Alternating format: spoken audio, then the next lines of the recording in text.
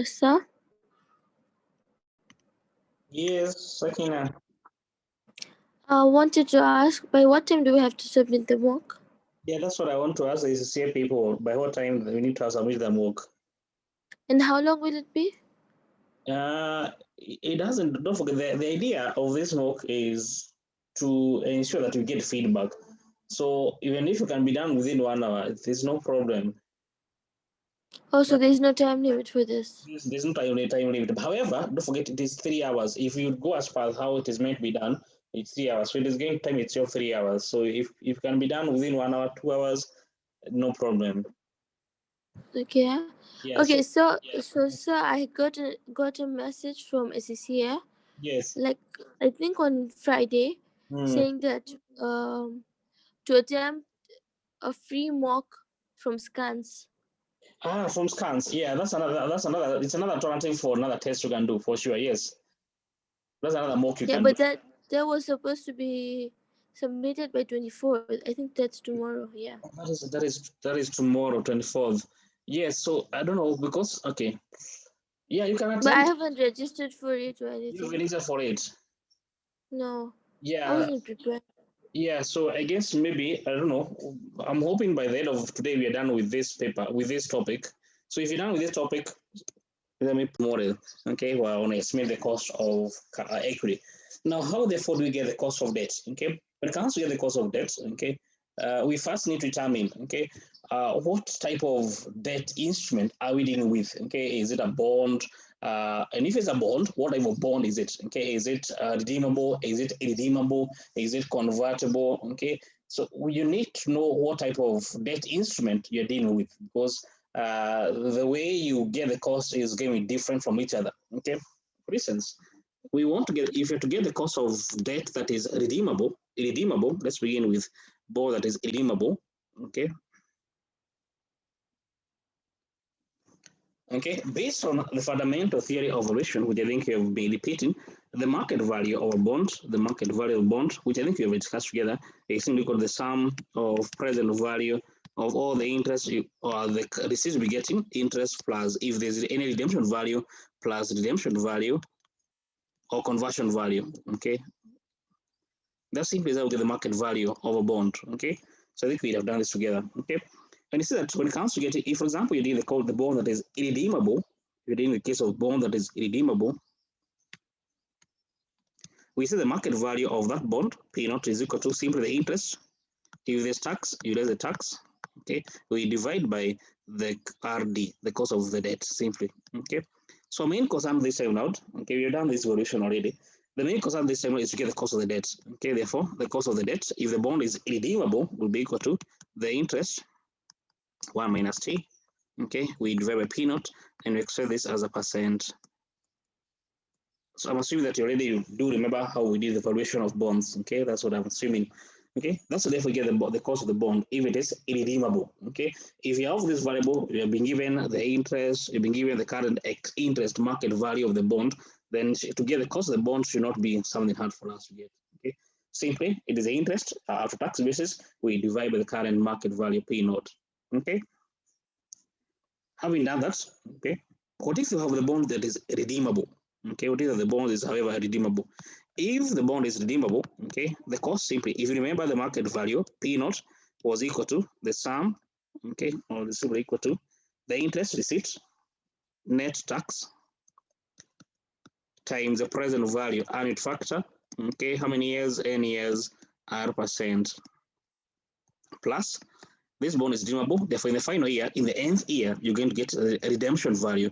Redemption value times, we discount it back to year 0 to get the present value. N years R percent. Okay, I suppose you all remember this formula when you get the market value of a bond that is redeemable. Okay, now here, what we want to get is now the R here. Okay, we know the market value, we know the interest. Okay, what we don't know here is the cost of this bond. That's what we want to estimate. Okay, is the cost of this bond. What do? We use a trial and error method. We use a trial and error method. In short, we use the IRR method. Okay, we should remember the IRR formula, which I think we have already used. Okay, And since you're going to be using Excel, okay, definitely, therefore, you're going to find it easy, okay, to simply use the IRR, okay, because you know how to use it, to get IRR using using the Excel, okay. So therefore, it should not be hard for us to get the R, okay. So if, for example, you discount the interest, and whereas the redemption value are the correct cost of debt, okay, the correct cost of debt, okay, then you ought to get, okay, P naught, the sum of the interest, present value of the interest, and redemption value ought to be equal to the current market value of the bond. In short, therefore, the difference between the P naught and the sum of these cash flows ought to be equal to 0, okay, it ought to be equal to a 0. Would imply, therefore, 0 will be equal to negative P naught plus the interest after tax times present value factor, okay, n years R%, okay, plus redemption value times present value interest factor, n years R%. Don't forget what I've just done. I've taken the P naught from the left to the right, okay, of the equation. There's a plus, it becomes a negative. Okay, that's what you can see here. It's a negative. Okay. So use try and error, determine, okay, using the IRR formula, okay, to try to determine, okay, what should therefore should be all the cost of this bond. Okay, clear, Nafisa? Yes, sir. Now, what if the bond is convertible? It's the same process. What if the bond is convertible? It's exactly the same process. So let's do the convertible bond.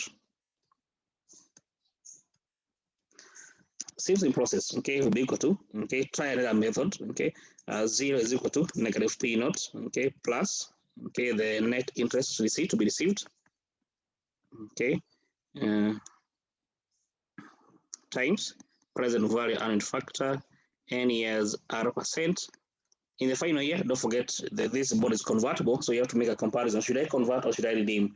Therefore, conversion value stroke redemption value, whichever is greater, times the present value interest factor, n years R%. Okay, and that's therefore what we therefore, and the same process, try another method. Okay, so to estimate, we estimate what ought to therefore be the cost of the bond here using the trial and error method,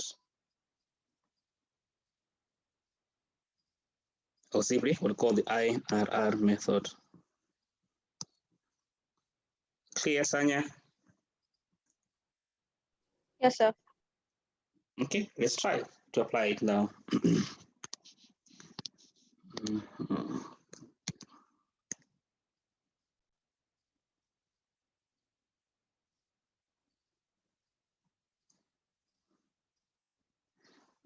Okay, see, there's a question here.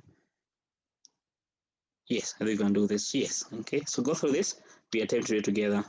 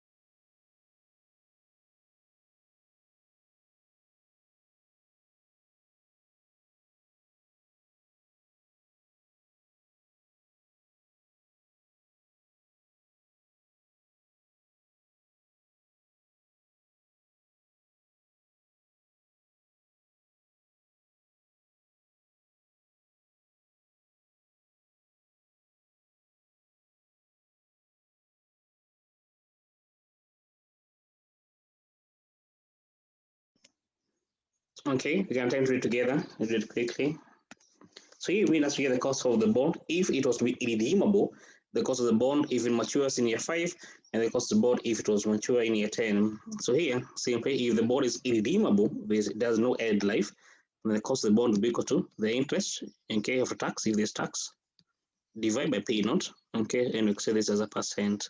The interest net of tax, therefore, is equal to, this bond is paying at 10%, therefore, the interest is 10% times the par value of the bond, 100, and you pay tax 30%, therefore net of tax 0.7, again therefore $7. Okay, current market value x interest 95. The cost of the bond therefore will be equal to the interest 7 divided by 95 and x as a percent, and you get 37. 7.37%.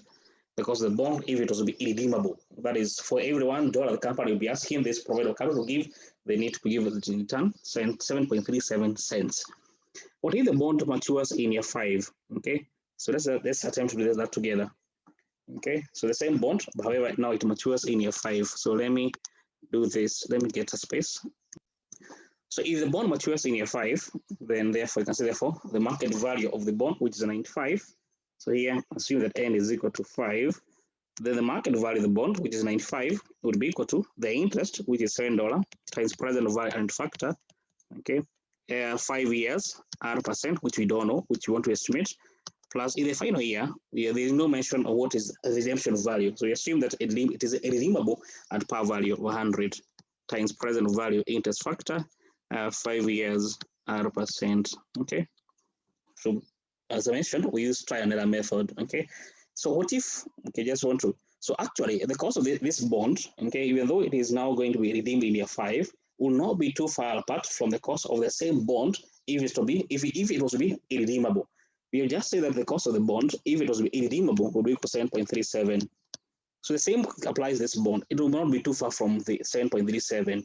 So therefore you can try at 8 or at 7, whatever you prefer. So let's discount these cash flows at 8%. Therefore, if 8% is the correct discount rate, then the difference with this side ought to be equal to 0.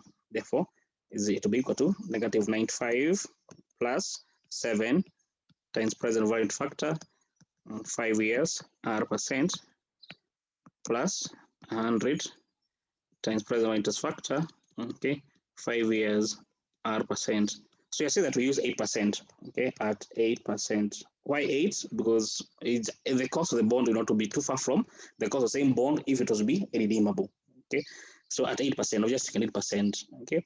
So let's discount therefore at 8%. So this is 8%. So let me place for this with 8%, 8%, 8%, okay. This will be equal to negative 95.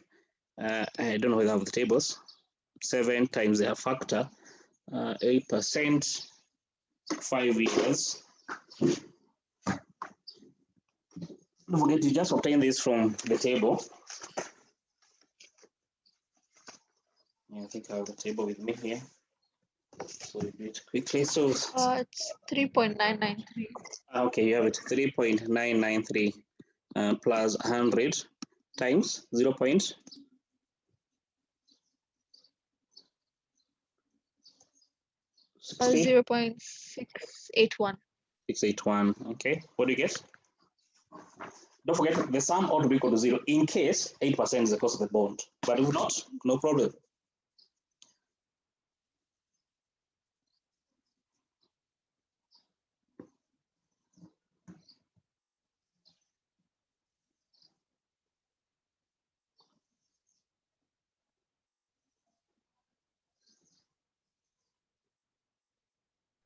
$1.651. 1.6,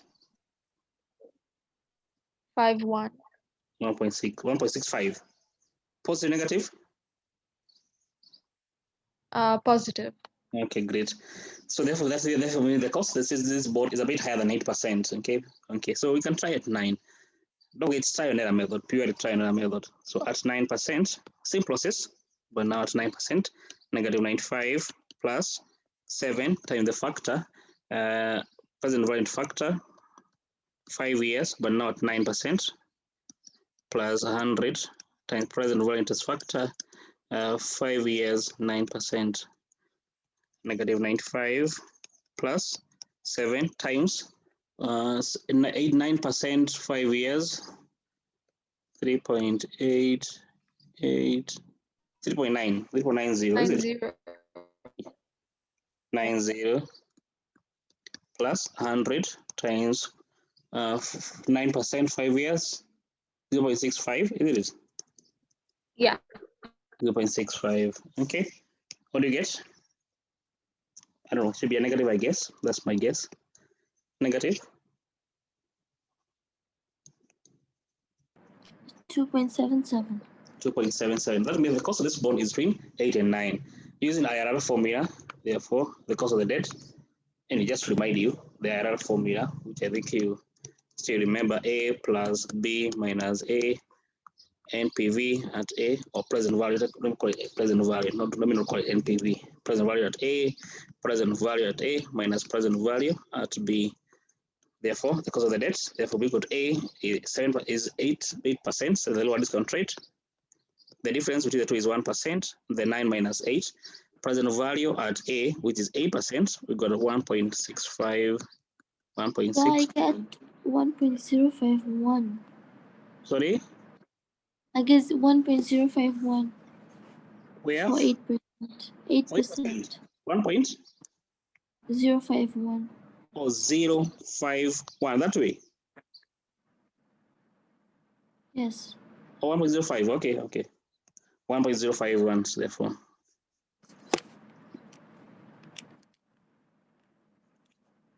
So 1.05. 1.05 minus 2.77. And you get how much? 8 point.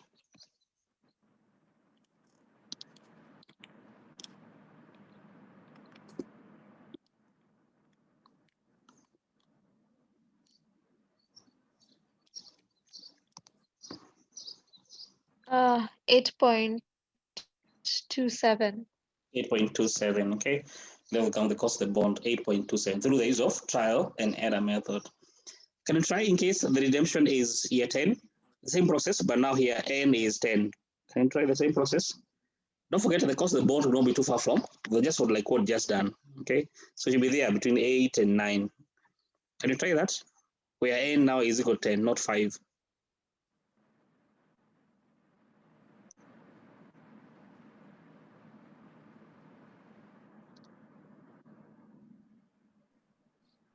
So if we ask a question like this and it's section A, can we just use Excel? Yes, you can. You can use Excel, but it's good to know how to do it in the try and error method also.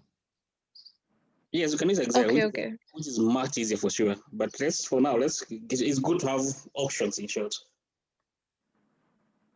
Yeah.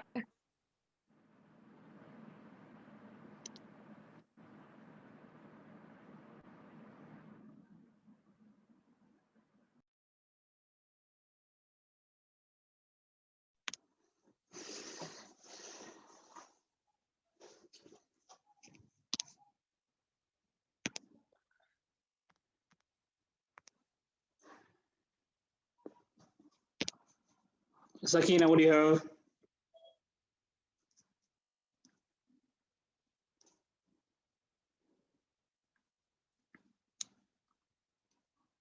Sakina, what do you have?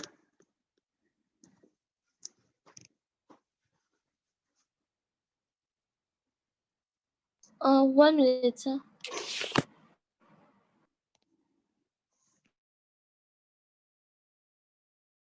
So I got 7.77.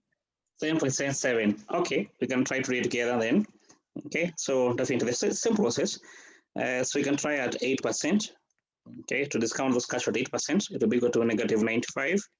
Okay, plus the interest is $7 times present variant factor for 10 years this time round, 7%, sorry, 8%. Okay, plus a redemption value is 100 times present value interest factor. How many years? 10 years, 8%. Okay, this will be equal to negative 95. Okay, plus 7. So this is just from table, 8%, 10 years, we get 6.710. Okay, plus 100 times present interest factor, 8%, 10 years, and you get 46, that's 0.463. And the sum you get how much? Negative 1.73. 1.73. So therefore you can decrease this to, let's say 7%. Therefore at 7%, same process, but now 7%, negative 95 plus 7 times present interest factor. This is 7%, 10 years 7% plus 100 times present interest factor, 10 years 10%. Now this will equal to negative 95 plus 7, the annual factor 10 years, 10 years 10%, you get 7.0223 is 24 plus 100, 10 years 10%, and you get 53, 0.58. And you get how much? 7% positive.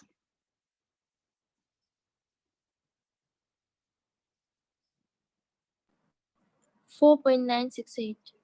4.986 that way.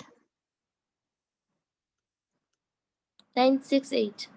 96068. Okay, so 968 times 7. Okay, the cost of this board therefore will be therefore equal to 7% plus the difference between the two, which is 1%. The value is 10%, 4.97 divided 4.97 minus 1.73. I get 7 point.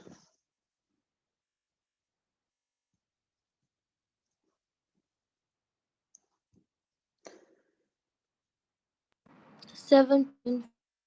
No, 7.7.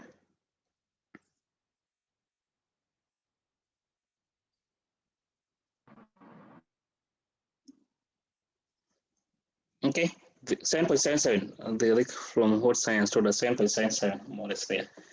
Okay, kind of the cost of the bond. That's why therefore you estimate the cost of the bond. But I say that the easiest way is to use the Excel. Okay, so let's use Excel now and use Excel through how to get the cost of the bond that is convertible. So this is a question where the bond is convertible. Here you go. So let me change this. Let's change this from 85. So then we change this from 85 to the market value to be, let's say, at 101. So change that from 85 to 101. So go through it. We attempt to do it together. So I've changed the market value from 85 to 101.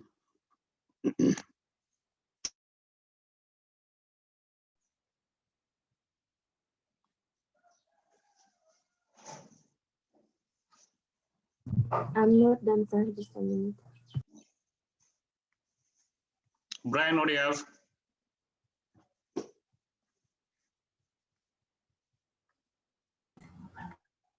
Still working.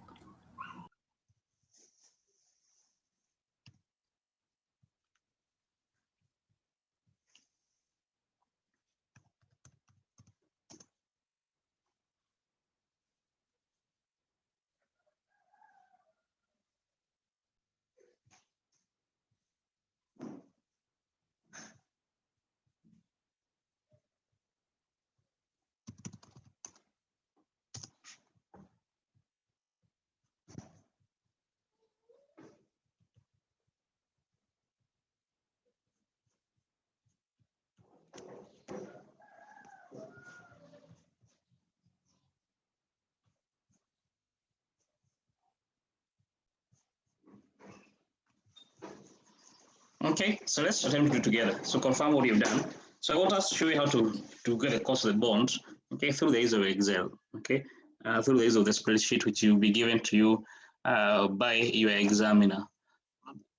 Okay, so definitely the first thing is to get to note the market value of the bond, which I think I've said that we assume is at 101. Okay, the next thing is to get the interest. Okay, the interest should be paying.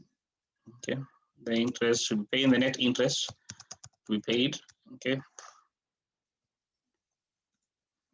to be equal to this bond, it pays at what rate? Is an 8% coupon. Therefore, the interest paying is 8%. Okay. The nominal value is 100. Is there any tax you pay in this question? Yes. Is it tax? Yes, 30% tax rate. Therefore, the net amount that remains, therefore, is 70%. Okay. That's simply, therefore, kind of the interest to be paid for the next how many years? The number of years to conversion is 5 years. Therefore, n is equal to 5. Okay. Therefore, between year 0, year 1, year 2, year 3, year 4, year 5, every year we'll be getting interest, and the interest we'll be getting is equal to 5. Is equal to 5.6. Okay, that's the interest we'll be getting 5.6. Okay. So every year I'll be getting 5.6. Okay, so I want to lock the cell, then I can drag it across. Every year for the next 5 years, we're getting 5.6 interest every year. The conversion value, which I think a lot of we have done here, so let me just have conversion value is equal to is conversion ratio times the share price, the time of conversion. The number of shares you get per bond is 20. We have 20. We multiply by the share price 5 years from now. The current share price we've been told is equal to $4. Okay, and the share price is growing at a rate of 10% per year. 0.07. The power of 5 years, because you want to get the share price 5 years from now. Sorry, the power of 5. Okay, and then they've given the conversion value 5 years from now. The share price 20. The share price is growing at a rate of 10% per year for the next 5 years. So you compare, should I redeem or convert? Redemption value, okay, I think, is it mentioned here? Yes, it's 5% premium to the par value, which therefore you're getting 105. Should you convert, redeem? Definitely convert, okay. Convert the bond since the conversion value is greater than redemption value, Okay, therefore, in the final year, you're going to be converting, not redeeming. Therefore, in the final year, over and above getting the interest, you also be getting the conversion value, which is equal to 112.204.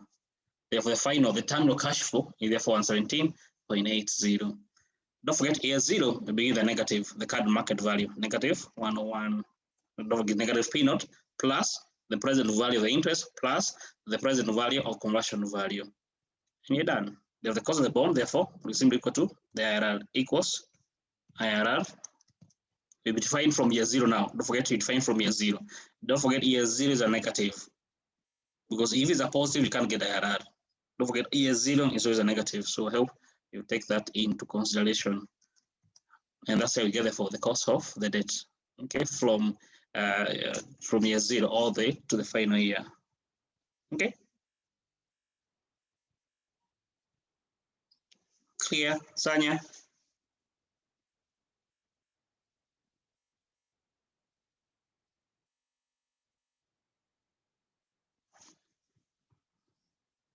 Brian, that's clear. Hey, people have left. What happened? Sakina, is it clear? Sir, could you repeat the conversion value part? The conversion value, okay, which is giving us the conversion ratio. How many shares do you get? You get 20 shares, is it? Yes. Then the current share price of the current share price is $4. However, we want to get the share price 5 years from today. Okay, therefore the share price 5 years from now is simply equal to P5 is equal to the current share price P naught 1 plus G, the power of 5, isn't it? Yes. Yes, this is what we're done. Is equal to 4. Okay, example 0.5, the power of 5. Clear? Yes, thank you. Okay, and simply that's therefore they get it for the cost of the debt using the Excel or simply the use of the IRR formula. Anita, it's clear?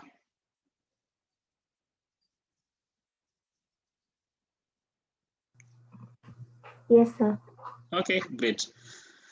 So the last debt instrument, okay, we have done bond that is redeemable, irredeemable, and now you're done convertible. what if you have bank loans? Okay, in case you have the bank loan, okay, and the bank loan is the interest you pay is fixed. Okay, therefore simply the cost to you is simply the interest you pay to the bank. Simple as that. However, don't forget the interest you pay to the bank is also a tax deductible expense. Therefore, your net cost therefore is the interest you do pay, okay, times 1 minus t. So simply therefore we therefore determine the cost of the company. Simply the interest you pay. This is a loan. Don't forget this. This is not a bond. This is a bank loan. It is not tradable in the open market, so there's no market value. Okay, and simply it's how we get the cost of the bank loan. For example, in this bank loan, this company has taken an 11% bank loan. Therefore, the cost of the company therefore is the interest you pay 11% times the tax shield 30% of it 1 minus 0.3, and therefore the net cost of the company therefore is 7.7% per annum.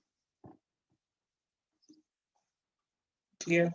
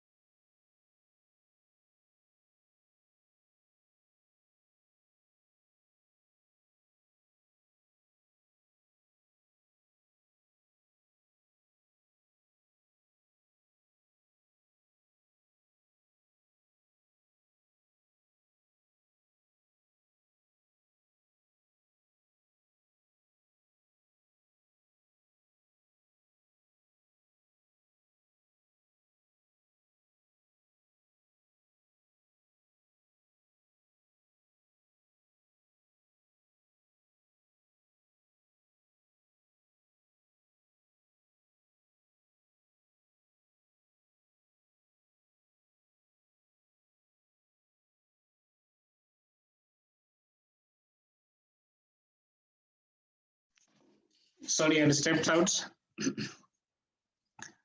Any question?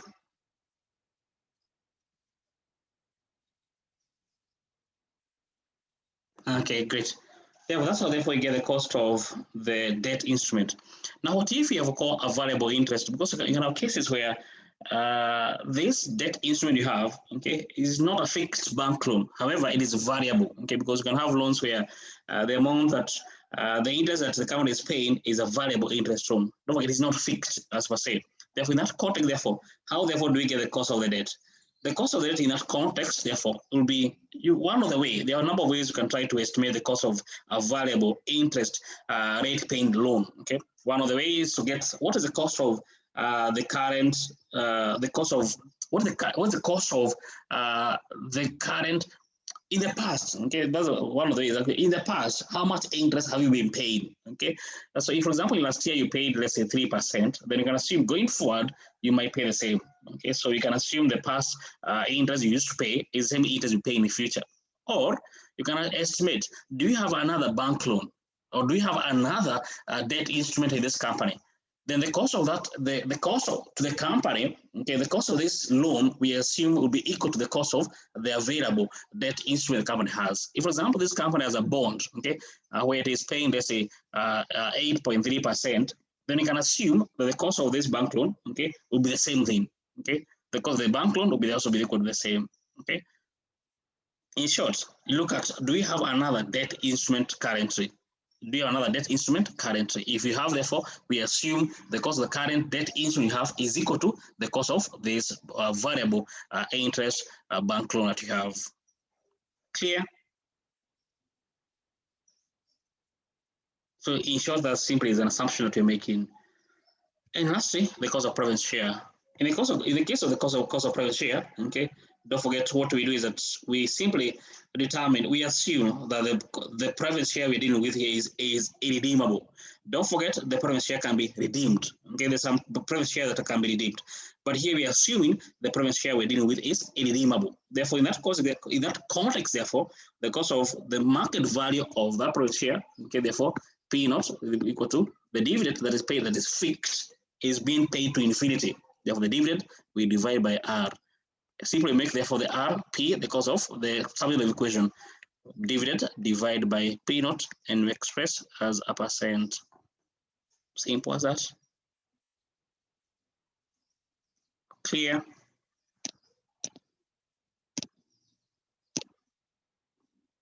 Okay. So you do an example here. Attempt to do it. That means how far you can go. Should be an easy one for sure.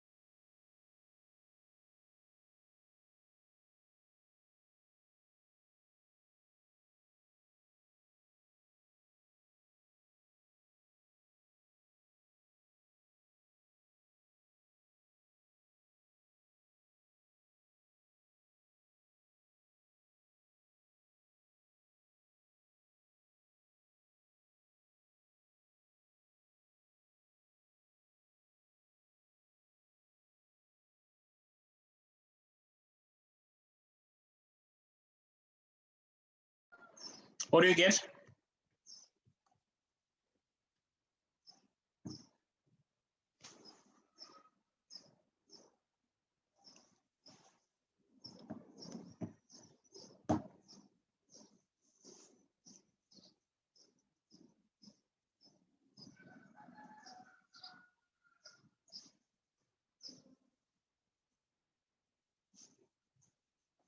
These are very easy one. Brian, what do you have? I got 11. 11%. Great. Okay, let's see. So first you get the preferred dividend. Don't forget it's paying dividend rate of 4%, and you pay the dividend based on the market nominal value. Therefore 4% of the nominal value 50 to give therefore 2 cents. Okay. P naught, this is come dividend, then you need to remove the dividend. Therefore P naught therefore is equal to 95 cents minus the dividend, which is 2 cents, to give therefore 93 cents. Because the preference share therefore will be equal to 2 cents divided by 93, and we express as a percent. 2 point. 2.2. 2.2%. That's we get the cost of preference share, and that's how we get the cost of capital from all the different capital sources. Okay, I think we have mentioned equity, we have mentioned preference share, we have mentioned different debt instrument. That's how we therefore get the cost of capital from each one of those sources. Clear? Question?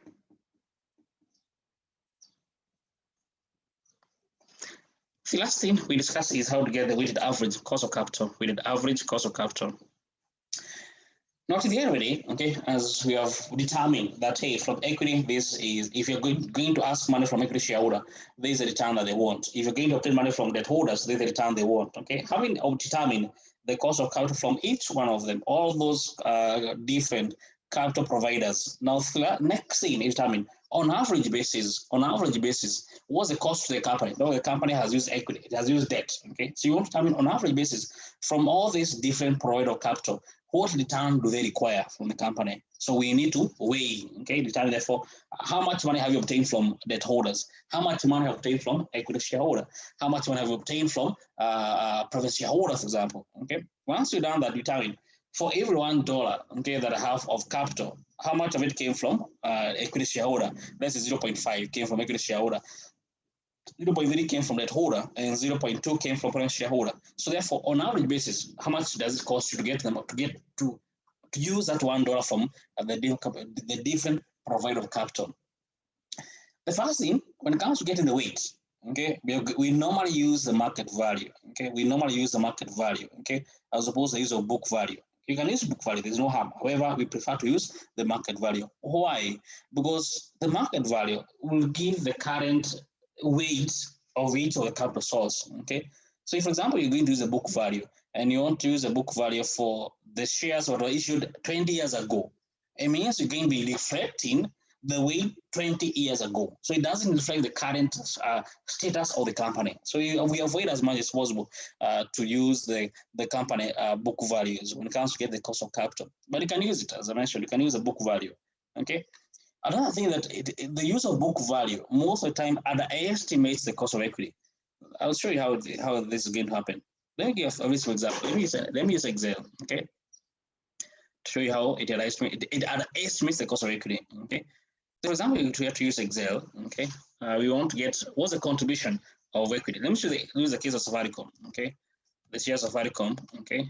Safaricom, when they were being issued, they issued at price of price of 5K sharing, okay? So how many shares issued? Let me do a quick search. Give me a second. Market price per share, the current market price per share price. Safaricom. Let me do a very simple quick search.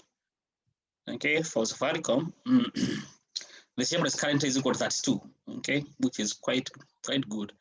Okay, the number of shares. Let me just use a hypothetical case. So the current share price of Safaricom is equal to 32. Assume the cost of equity from the models you have obtained above. Okay, whatever model you used. Okay, is let's say 12%. Okay, just an example.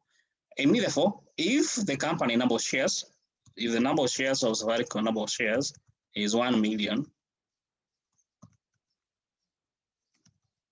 then you can say therefore that it's 1 million shares. Let me have them in thousands. Okay, it's 1 million. Okay, that means therefore the total book value of shares of Safaricom is equal to the number of the market price per share times the number of shares, which is 5 million. What's happened? Yeah. Oh, I get it. This is this. Okay, it's equal to 5 times 1 million, 5 million. The same applies to the case of the market value. It's 1 million times the market value per share. That's 2. Give us 2 million.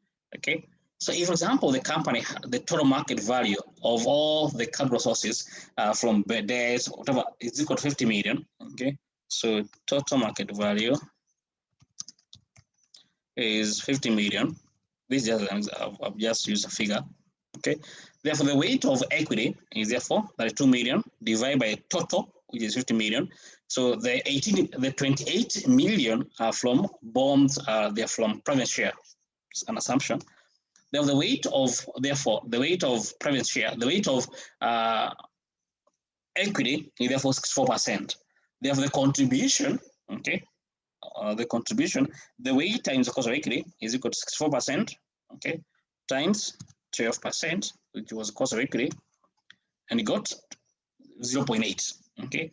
If you have to use the book value, okay, so you assume that here the total book value is equal to, so I want to remove the market value, so that's 2 minus 5, 27.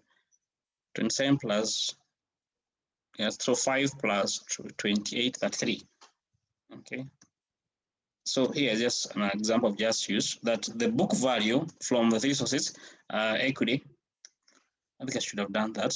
I should have shown how you got the 50. Let me give me a second. I show how you got the 50. So assume that this equity, so this is debt. The company has debt worth 20 million. The company has preference share worth, the difference is worth 8 million. Therefore, the total market value is equal to sum of these 3.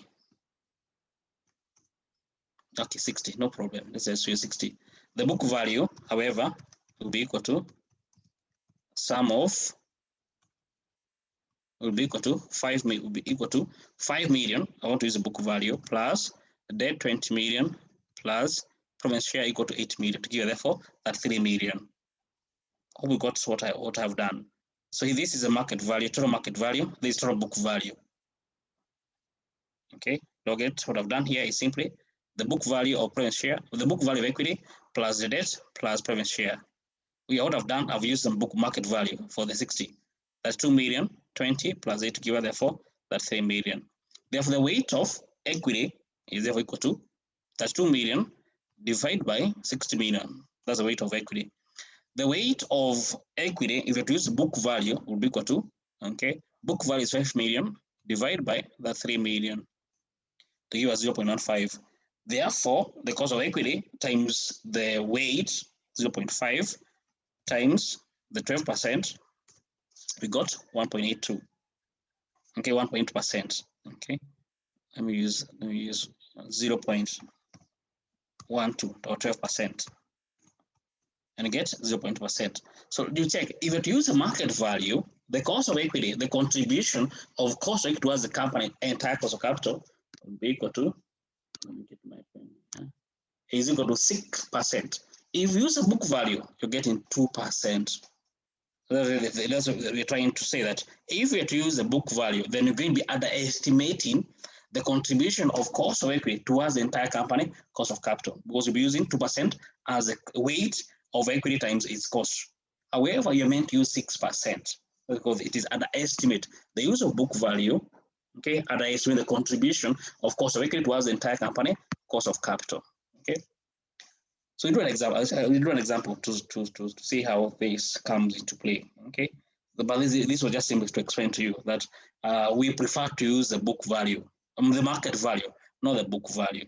Why? Because first, the market value will be showing the current company status, okay, from each of the capital sources. Okay, if you to use a book value, then you underestimate the contribution of cost of equity towards the entire company cost of capital. So that was a question that you examined had asked in the past. Okay, so I hope it's clear to all of you. Is that clear? Nafisa, is Nafisa in class? Nafisa is not even in class. Anyway, Brian, is that clear? Yes. Okay, I'll explain more. I know right now it might not be so clear, but I'll explain more. Okay, as we do little example from your examiner. Okay, so that's a simply therefore get. So if, for example, let me actually use this. Let me actually even expand this example. So if the cost of equity, the cost of equity was, let me continue this example. So these are, let's use the market value. So let me ignore this. We simply use the market value the way what shall be doing in the exam also. Okay, these are the market values. These are the market values. Actually moving this. These are market value of equity. So this was for equity. Let me just call it equity here. This was for the debt. This was preference share, and this was market value. This is the cost of capital from each one of them. Cost of capital from each one of them. Okay. From equity we got, it was 12%. So 12%. From debt, yeah, I'm just assuming figures. I'm just guessing figure. 7.5%. Then from preference share, let's say it was 9%. Okay. So the first step is to get the cost of capital from each one of them. Okay. 12% from the models. Okay. 12%, 7.5%, 9%. Next is to get the weight. Okay, the weights determined from what's the weight of of the entire 60 million, how much came from the equity? That's 2 million out of the 60 million total capital the company has obtained. Okay, of the 60 million, how much came from debt? 20 out of 60. Of the 60 million, how much came from private share? It's 8 million out of 60. That's the weight, therefore. Therefore, what is the contribution of the equity towards the entire company cost of capital? Okay, weighted average cost of capital here. We'll call it here. Weighted average cost of capital. For equity, it is the weight times the cost. 12%. Okay, which is 6%. For debt, is equal to the weight of debt times the cost of equity, the cost of debt, sorry. For private share is the weight times 9%. Therefore, to us, the entire company, okay, what's the cost of the entire company? Okay, we should have capital, therefore, will be equal to simply the sum from the three capital sources. Therefore, the cost of the company, therefore, is equal to 10%. With average from all three capital sources, what's the company cost is equal to, therefore, equal to 10%. Clear?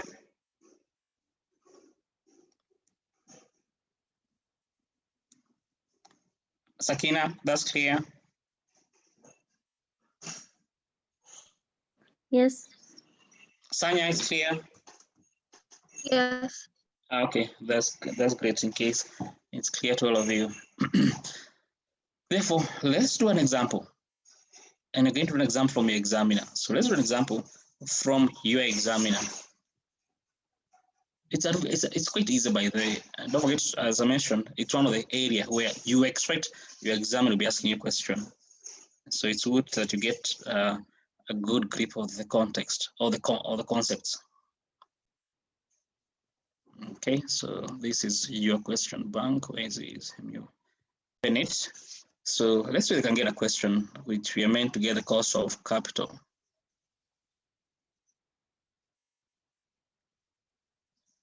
Here it is.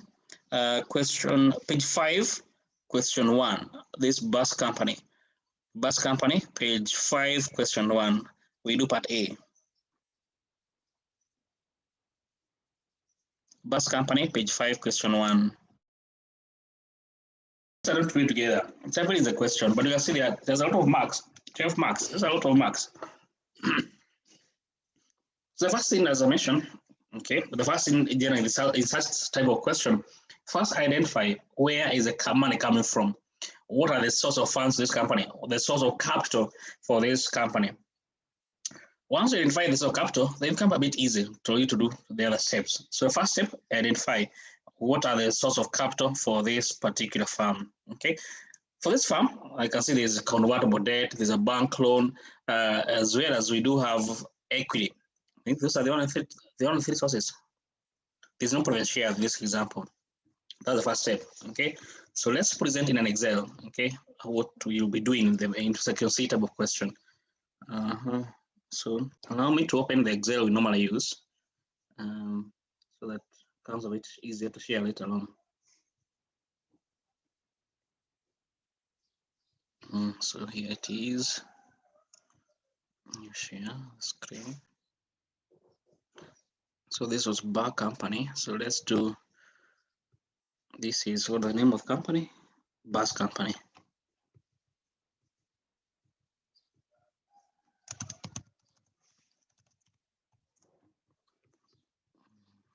Minutes. You don't need format, but just for the sake of class, let me format my Excel. Don't forget, as I mentioned, don't forget, there's no mark for formatting. It doesn't matter how colorful your Excel is. There's no any extra marks that you'll be getting. So don't waste time, in short. Okay, so this example, so first is to look at the capital source. So let me begin. The first step is to get the capital sources. This company, it has equity, it has convertible bond, okay, and it has a bank loan. Next, which is easier to obtain, market value. Okay, to determine the market value from each one of those source market values. So the market value of equity, so far the number of shares is 20 million, so equals 20 million. Yeah, that's 20 million. We multiply by the market value per share, which you've been told is equal to 5.5 times 5.5. Therefore, that's given for the total market value of equity share. Next, market value of bonds. Okay, the market value of bonds, where are they? The book value is 29 million. Sorry, I need to remove 29 million. Yes, that figure is okay. Okay, we multiply by the market value per bond 1.0711. Again, that 1,069,900 for the market value of the bond. The bank loan, it has no market value. So what do you do? We use the book value. Okay, the bank loan has no market value. Therefore, use the book value, which is 2 million. Clear, Sanya?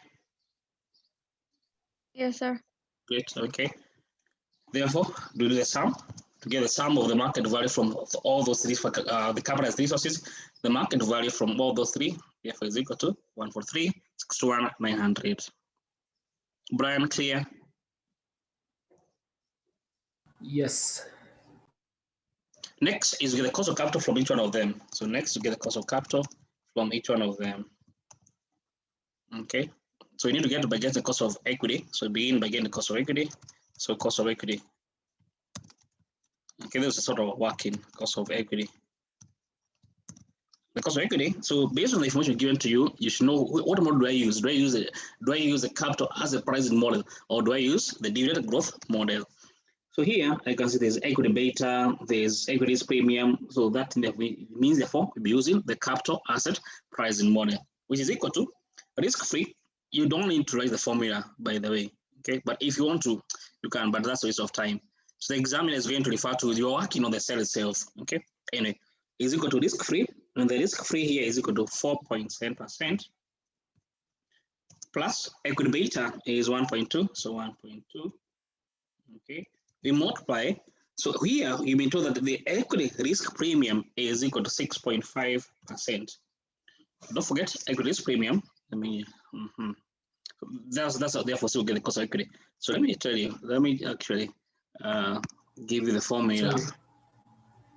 Yes. So the cost of equity is equal to risk free plus equity beta, return on market portfolio minus risk free. This is Acca Fm, isn't it? You know this. You have done this with just right now. Then RM minus RF is also referred to sometimes as equity risk premium. This is referred to as the excess return the market provide over risk free is called equity risk premium. So here we give the premium. Therefore, the cost of equity therefore will be equal to risk free, which is how much? So it is equal to 4.7% plus equity beta 1.2% times RM minus RF, which is equal to 6.5%. Brian, you had a question?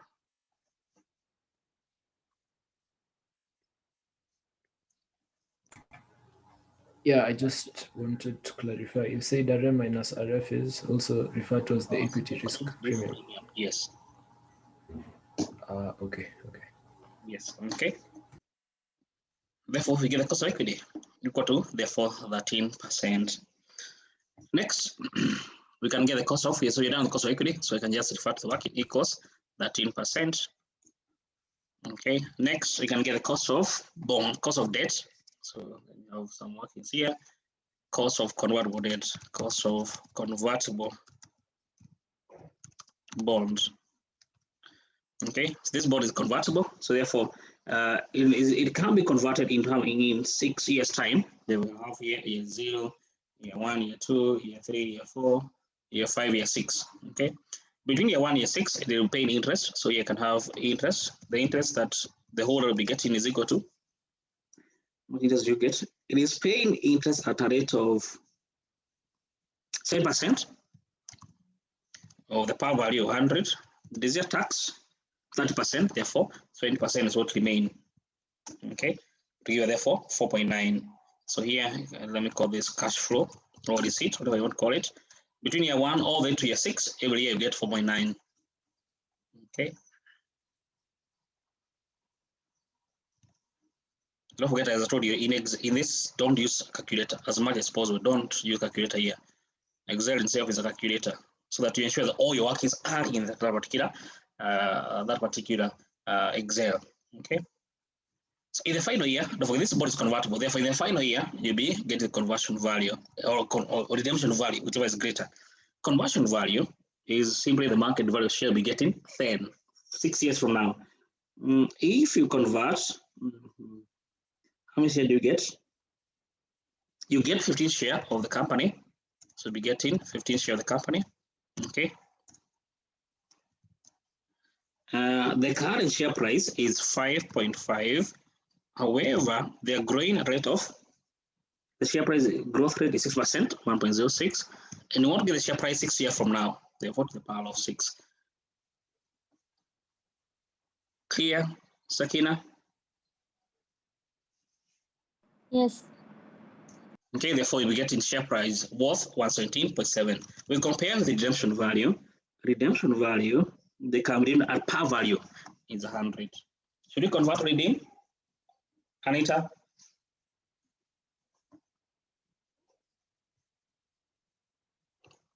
Anita, convert or redeem? Convert. Convert. Yeah, convert the bond. See the conversion. Yes, convert. Convert the bond. Since the conversion value is greater than the redemption value. Therefore, in the final year, therefore, you're going to be getting over and above 4.9, you're getting conversion value. Therefore, plus the conversion value, which is 117.03. Therefore, you need the cost of the bond, RD, which is simply equal to the market value. Don't forget, year 0 is the market value. So negative market value, 107.2. So IRR equals IRR.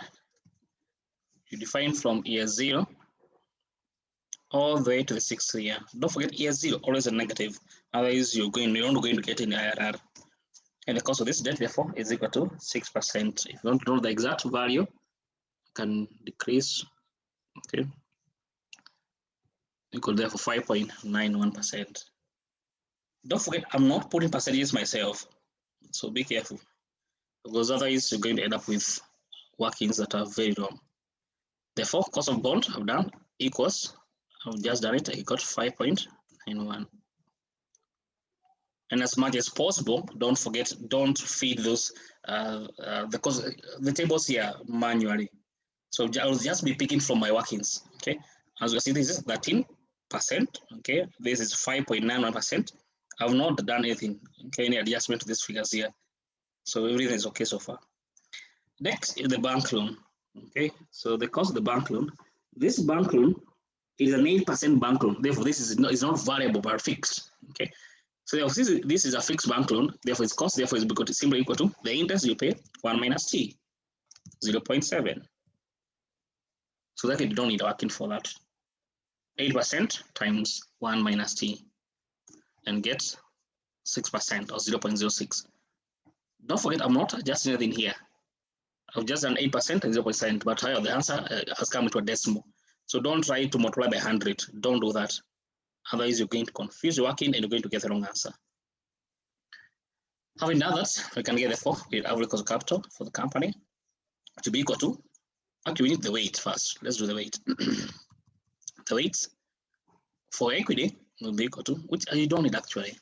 Anyway, let's do it. Anyway, to capital, the weight will be equal to, for equity will be equal to equity 110 divided by total market value 143. Okay, the total market value is the same, so I want to lock that cell up, times the cost of capital, the cost of equity, which is therefore 13%. They have the contribution of cost of equity, cost of capital, equity towards the entire market value is equal to 10%. I have the formula, I can drag it down until the last working. Just refer this, okay, it'll be equal to the weight of the market value bond, that's 1 million, divided by 43 million times 5.91%. Refer to this, equal to 2 million divided by 143 times 6%.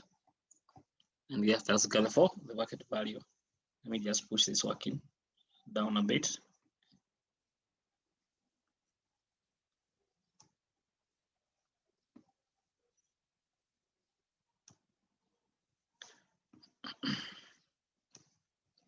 Therefore, the sum, because of which this will give us therefore weighted average because of coverage of the entire company, sum of those three finance sources. Now, in case you had to multiply these values by 100, then you're going to get very confusing answers here. So I propose don't convert them into percentages. Okay, let's Excel do its work. Okay, don't convert them into percentages. Simply let's Excel do its work. Because that's a mistake students normally make. Clear? Sakina? Yes, sir. Okay, great. Any question, Sanya? Any question? So can you just show me the formula for the bank loan, the cost of capital? The cost of the capital. Okay, there you go. So is this, yes, there you go.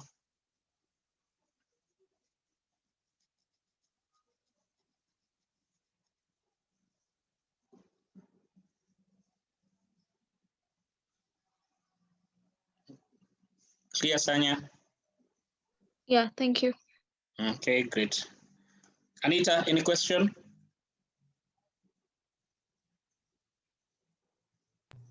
No, sir. Okay, great. Now I think I can do another question. I guess. I can do another question. I think I'll do in the next few minutes. But there is a question, but don't forget they will come in the exam. Let's see. You can see another one. These are 6 marks. They're too few. They're too few marks.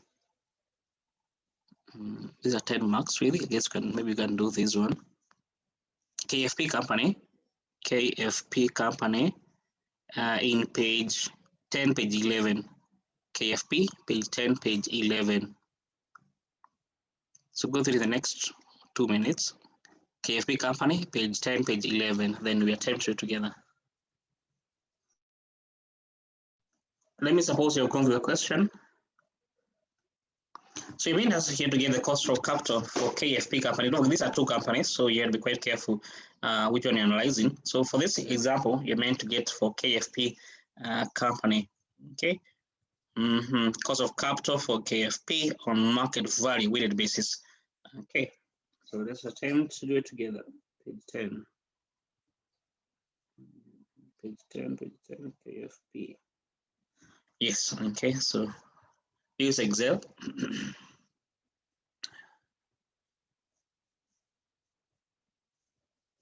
Okay, KFP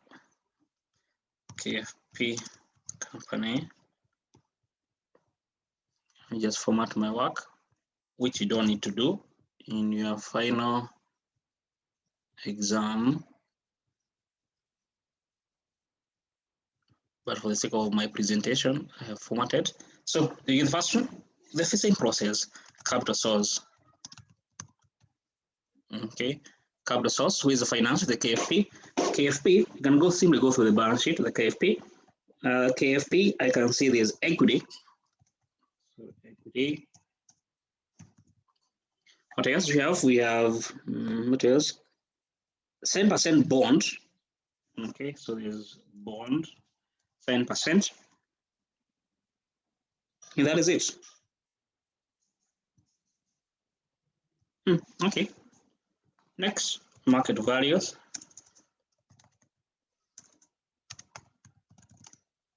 Market values. Okay, for equity, for bond. Okay. For equity, what do you get? Equity. The first you get the number of shares of the company. The number of shares, the total nominal value is 15 million. Yes, okay. However, one share has a nominal value of 50 cents, therefore divide by 0.5 to get the number of shares. We multiply by the market value per equity share, which is how much? KFP share is 4.2. It's 4.2. Therefore, get the total market value of the company, KFP, our equity share of the KFP to be 1.6 million. Next is the market value of bonds. So you go to KFP, the nominal value of the 10% bond is 15 million, equals 15 million. Yes, that's okay. okay, times the market value per bond divided by 100. The market value of KFP is 94.74 divided by 100 and you get 0.9474 and get therefore 1412. Sum of the two financials, capital source for the company, give us 140 to 11. That's for KFP. Anything else? Nothing else? Great. Then next we get the cost of capital from each one of them, from each of the capital source, those two. Equity as based on the information given, KFP. Do you have any equity beta for KFP? Market return to the premium. Yes. So as for this we given there, okay, we have been given equity beta. That means therefore it gives you a hint that you may use therefore the capital asset pricing model. The risk free for this company is 4%. Therefore, not just 4%. Okay, I'll put 4% myself. Plus equity beta, which is 1.2. The return of the market portfolio is 10.5 to the bracket 10.5%. Don't just 10.5. Okay, most of see there's a difference. Minus the return, the risk free, which is equal 4%.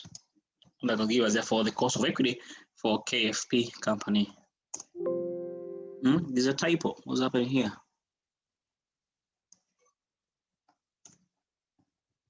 Okay, I don't know what is the problem. Anyway, let's give us the cost of equity for KFP.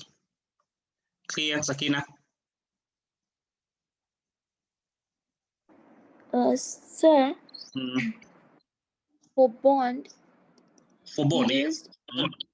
You used 94.74 divided by 100. Yes. And you multiplied 15 times. Times the market. 94.74 divided by 100. Yes. But like in the question, it says the 7% bond of the company are trading on an X interest basis. Is this come dividend? Don't forget the no, but it says about the 7% dividend. Yes. I mean 7% bond. But we used 15%, which is 9%. We used 15 million, which is 9%. 15 million, which is 9%. I don't get it. What do you mean, Sakina? Okay, so could you please show me the formula for bond? Yes, here you go. Yeah, so we used 15 million, right? 15 million, yes.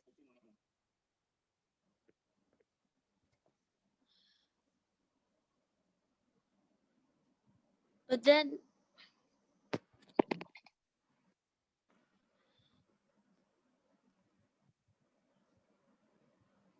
yes, Sakina. Here in the case, the 7% of the company are trading on an X interest basis. Yes, which is they should trade on X interest. If they trade on CAM interest, then you remove the interest. You remember the CAM dividend, X dividend. Do you remember? Yeah. Yeah. So in case we are trading CAM interest, remove it. They always need to be X basis, X interest, X dividend. So if they are CAM interest, CAM dividend, you remove in short. Okay, but like here it says the 7% bonds. Yes, 7% bond. Yes, 7% bond. Oh, okay, those are 15. Yes, those are 15. I thought those are 25. Okay, no, they're 15. Okay. Therefore, that's the cost of. Okay. Next, I think we need working for the cost of bonds. Okay, cost of bonds for this company. The cost of bonds. This bond, the 7% bond, can be redeemed at par in 7 years' time. It's simply redeemable. No conversion. So year 0, year 1, year 2, year 3, year 4, 5, 6, 7. Okay. So here is cash flow. That's here. This is cash flow, which is interest. Okay. We can just do the work in here. So the interest, it is paying interest at a rate of 7%, 10% times the power value 100. Do you pay tax? Yes, 30%. Therefore, the amount that made after tax is 70%. Okay. Year 1 all the way to year 7. Every year is the same amount. However, in the final year, there will be redemption. And the redemption is at what value? At par. they've got 100. Therefore, in the final year, you also get 100. Okay, when above the interest, you also get 100. Okay, therefore, you're done all the cash flow. So here, the current market value year 0, negative 94.74. Okay, as my first cash flow for year 0. The cost of the debt, therefore, will be equal to IRR from year 0. You define from year 0, and year 0 is a negative all the way to the 7th year. And again, therefore, 6% to be the cost of the bond. So I can refer 6%, what I've just obtained in my work in there. Therefore, cost of capital to the company without cost capital is equal to the weight. Weight of equity is 126 million divided by 140 million. Okay. Let me lock the cell for 140 million. Okay, and I get therefore weight times the cost. Okay, let me just simply apply to the cost of equity, which is 12%. And I get therefore 11%. I have the formula, I drag it across, and here I can see therefore the sum together to the company entire cost of capital.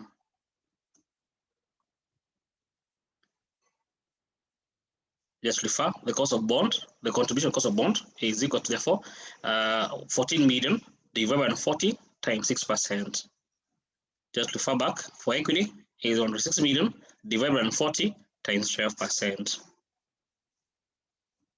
Simple as that. Clear?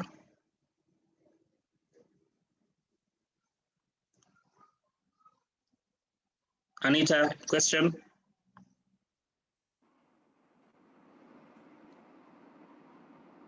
No. Sorry, I didn't get you clearly. No question. Could you please show me how you got the cash flows again? How you get the cash flow? Okay. So first to begin, don't forget these cash flows are from this formula, the one you've just been using. Equals negative P naught plus interest times present value added factor. How many years are these? These are 7 years. 7 years, R% plus the final year redemption value times present value interest factor. 7 years, R%. These are the cash flows that we just obtained. So this is negative. We begin with a negative here because as you can see, this is negative 94.74. Then from year 1 to year 7, 4.9. Year 1, 2, all the way to year 4. Then in the 7th year, here this is year 7. You get the interest plus redemption value. Redemption value is 100. I don't know. My pen has issue. I don't know what I should do. Yes, let me see if this is going to work. And so from year 1 all the way to year 7, every year you get an interest of 4.9%. Sorry, 4.9 cents. So $4.9 for every bond that you bought in from this company. And how do you get it? You get it at 7% times 100. You then pay tax on that percent. What remains, therefore, is 70%. So let me see if you can get the formula back for Anita. I don't know how I can help out. Give me a minute as I try to sort my mess here. Yeah, it is back. So I think you're asking where you got the 4.9. So the 4.9, okay, was equal to this 4.9 here is equal to 7% times the power value 100. Then you pay tax that percent, you remain with 20%, therefore times 0.7, and you get 4.9 here. And there are the workings.